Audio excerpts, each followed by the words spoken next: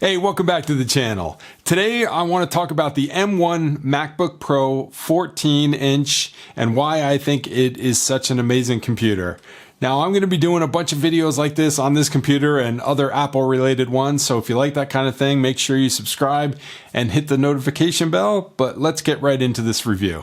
Now, first of all, the computer that I'm reviewing is the base model 14-inch MacBook Pro M1. It has the 8-core CPU, 14-core GPU, 16 gigs of RAM, 512 gig storage, and that beautiful 14-inch liquid retina display.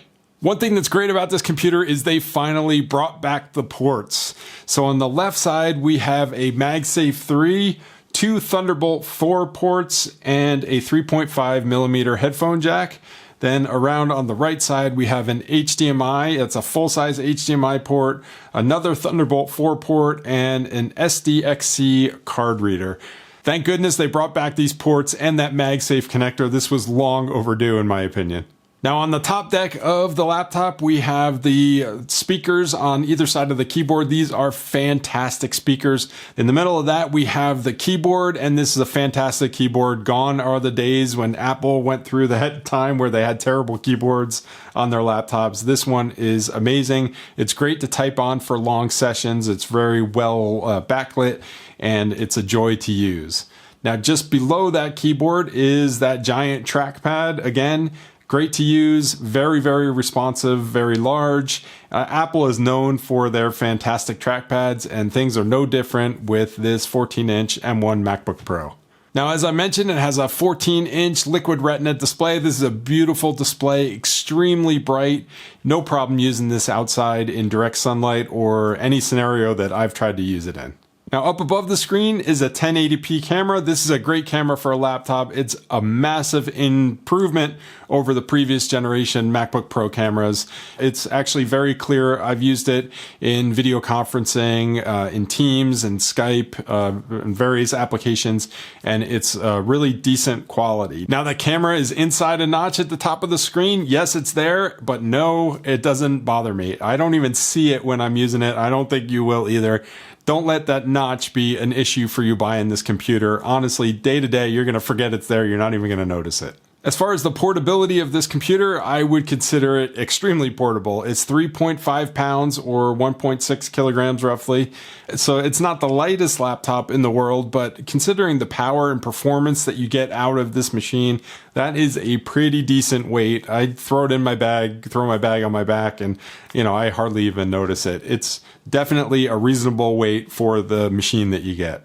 For general tasks, this computer works great. It tears through just about anything I throw at it. In fact, it works so well that it's become pretty much my primary machine. I love having this one machine that handles everything I do.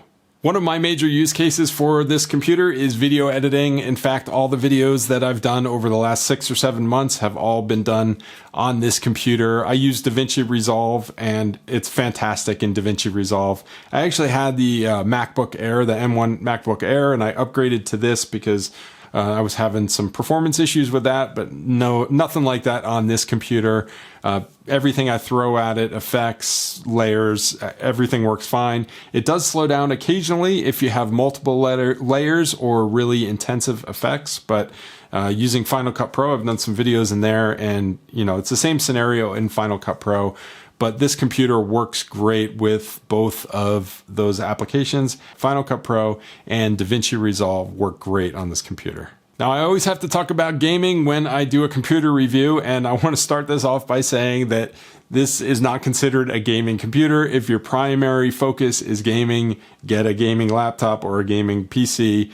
Don't get one of these. But if you're getting one, this can actually play some games pretty well. Of course, you can load Steam on here, and once you get into Steam, there's a lot of games that have native Mac OS support. One of my favorite games, 7 Days to Die, has a Mac version, so I fired that up and tested it out, and it actually performed very, very well. I had to set the resolution down to 1440 by 900, and then I set the settings, actually at most of them at the high settings, and I was getting really good frame rates of around 40 to 50 frames per second.